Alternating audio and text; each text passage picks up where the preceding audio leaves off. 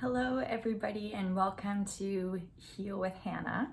I'm here to speak more to the characteristics that come with an individual with ADHD. In our work, we refer to the ADHD brain as a gifted brain because there's a lot of discussion around the challenges of having a GGG brain. And so we're here to shed light on the gifts of it and the uniqueness of it so that we can make some space and adapt to allow these brains to function optimally in the world and be a bit more aware. So one of the things that we find with a GGG brain or an ADHD brain is, so GGG is for a gifted brain. Every time that we are referring to or speaking about these characteristics, there's a lot of commonality, but each person has their own unique manifestation of these characteristics. So without further ado, I'm here to talk about ADHD vision, how ADHD brain vision can work. Eye contact is tricky, and staring directly at things is tricky. We have sort of like a very broad vision, and I noticed that if I could just like slightly make my eyes lazy, like just kind of as if you're zoning out, relax your eyes a little bit. I do invite you to try this with me. You'll notice how much of the space around you can you see. Now I want you to be more direct. I want you to look directly at something around you. So I'm looking at the chair, I'm really studying it.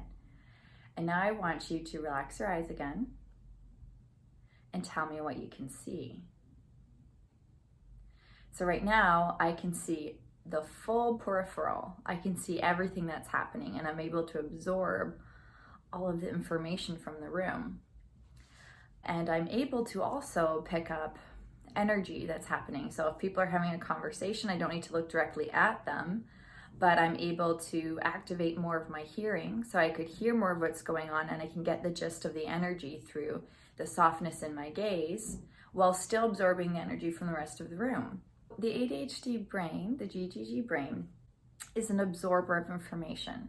So a neurotypical brain has more of a capacity to designate what information is going to be absorbed in a given moment or space. And a GGG brain, the reticular activating system, it does not fire in the same way. It does not function at the same way that a neurotypical brain does. It sort of absorbs everything like a sponge and doesn't have a process that sort of filters the information coming in. It all sort of comes in. And so our brains are sort of designed for this, like receptivity to our environments, to absorb everything. So it's very difficult to look at just one thing. It is very exhausting to maintain focus, like looking at someone, because that looking directly at a specific object or person requires a lot of energy, because it's going against our natural tendency to kind of be absorbing everything and to be aware of what's happening. Focus can come and go. Again, the attention is more difficult when we're not interested. So if it is interesting and you are able to adapt that experience to something that is interesting, the focus is going to be able to be maintained at a greater capacity. However, something that does, I do notice that happens is sometimes there's a visual component to the way that the brain is digesting the information that's coming in. I'll speak from my experience. So sometimes there's like a visual that's happening inside of my mind as a person is sharing. So if they're telling me a story, what my brain will do is I almost want to close my eyes and I want to actually imagine the words or imagine the story that is being shared with me, and really trying to like understand. Sometimes the closing of the eyes actually shuts down all of that information so that I can really focus in on what I'm seeing about what that person is saying. And actually looking at the person can be a distraction. I might notice their eyes or their, whatever it is about their face, or question what their body language is saying, because we're very sensitive and we're absorbing everything, and we're heightenedly aware to energies. And so another word for that is sometimes being intuitive. But intuition doesn't actually provide the information of what is behind what you're picking up on.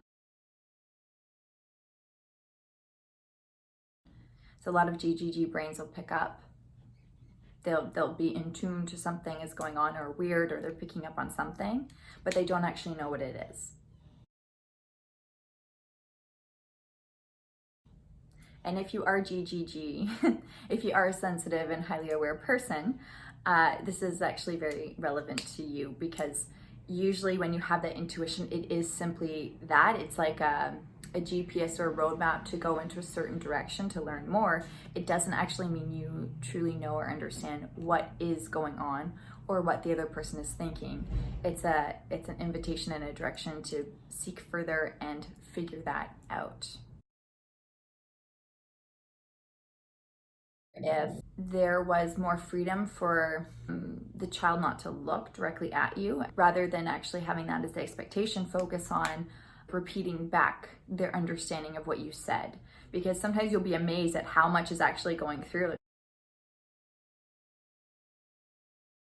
I've worked with children who I've actually allowed to be on across the room, kind of doing their own thing, because sitting at the circle in the front of the circle just wasn't doing it. I played with this and actually would give the child the freedom and was like, I'm going to test this back. I'm going to see what they actually absorb while giving them this freedom and see if it sticks. And about 75% of the time they were able to echo back, making the expectation clear that they are meant to be absorbing this conversation, but I'm allowing that freedom for them to participate successfully.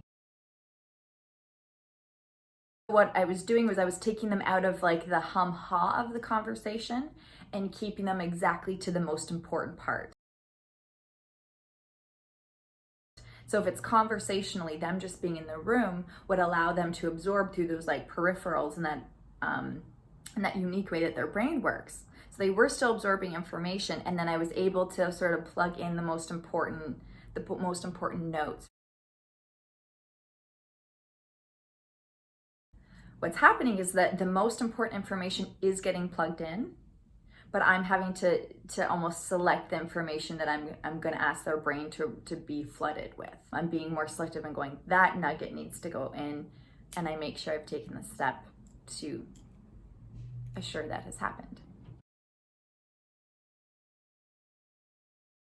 When this happens, when the brain is overloading with information, it can be overwhelming and quite exhausting for a GGG brain, which is why it's so important as you move along in these relationships that downtime is provided for the brain to be in nature and natural environments to float and relax with more calming stimulation, because that brain is constantly in an absorbing mode and getting overstimulated. When that overstimulation takes place, this is when we see more abstract behavior that can come across as more challenging, because that brain is so tired and has been working so hard to digest all of that information, which is why the importance is there for being very selective with the information that you want to make sure gets plugged into that brain. That is all for today, everyone. Thank you so much for being here, and don't forget to subscribe. I'll see you next time.